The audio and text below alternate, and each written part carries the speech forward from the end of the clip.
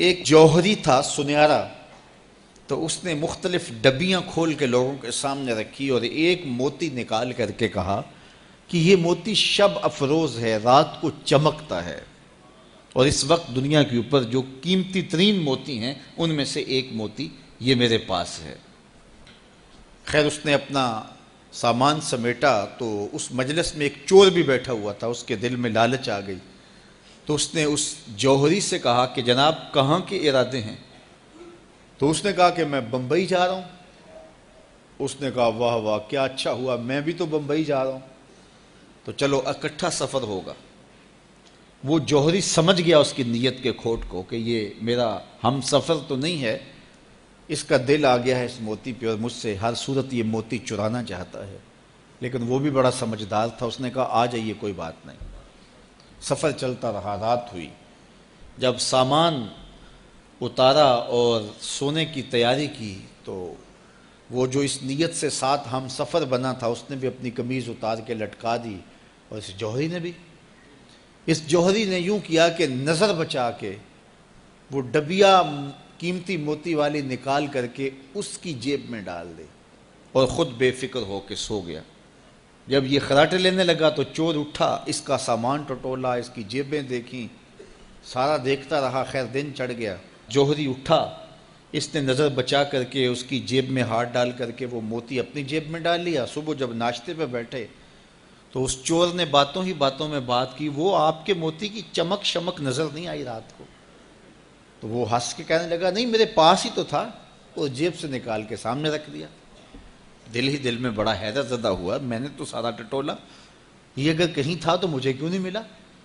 چلو آج صحیح۔ اگلا دن آیا تو پھر اس نے قمیض اتار کے رکھی اور اس نے نظر بچا کے اس کی قمیض میں وہ موتی ڈال دیا اور خود بے فکر ہو کے سو گیا۔ یہ ساری رات اس کے سامان میں، اس کے لباس میں تلاش کرتا رہا اور وہ مزے سے سویا رہا۔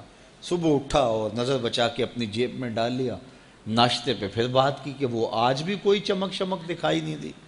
اس نے کہا میرے پاس ہی تھا، جیب میں ہاتھ ڈالا اور سامنے رکھ دیا۔ بڑا حیرت زدہ ہوا، دل ہی دل میں سوچا چلو کل صحیح۔ اس نے پھر ایسے کیا اور یہ ساری رات اس کا سامان ٹٹولتا رہا پوری تفصیل کے ساتھ۔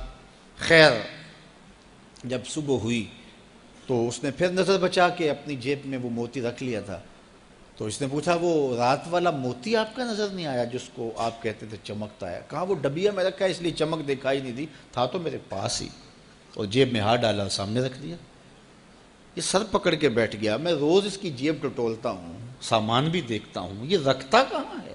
میں نے تو کوئی جگہ نہیں چھوڑی۔ اس نے کہا سچ بتاؤں میں تیرا ہم سفر نہیں تھا، میں چور تھا، میں تم کو بتا رہا ہوں۔ اب آپ میرے بھی استاد نکلے، مجھے اتنا بتاؤ کہ یہ موتی آپ رکھتے کہاں تھے؟ میں ساری رات ٹٹولتا رہا اور 3 دن ہو گئے مجھے، میں نے کوئی گوشہ نہیں چھوڑا، آپ کا سامان کھول کھول کے دیکھا ہے، آپ کا لباس الٹ پلٹ کے دیکھا، لیکن مجھے ملا ہی نہیں، یہ رکھتے کہاں تھے؟ مجھے یہ تو بتاؤ۔ اس نے کہا لوگوں کی جیب میں ٹٹولتے رہے، اپنی جیب میں ہاتھ ہی نہیں ڈالا۔ بلے شاہ اڈ دیاں پھڑنے، جڑا گھر بیٹھا ہے انہوں پڑھیا ہی نہیں۔ وَفِي أَنفُسِكُمْ أَفَلَا تُبْصِرُونَ، کہا تم کہاں اسے ڈھونڈ رہے ہو، ذرا اندر بھی اتر کے دیکھو، اندر اترو گے تو اس کا سراغ مل جائے گا۔ نہ مسجد وچ نہ مندر وچ، لب یار نو اپنے اندر وچ۔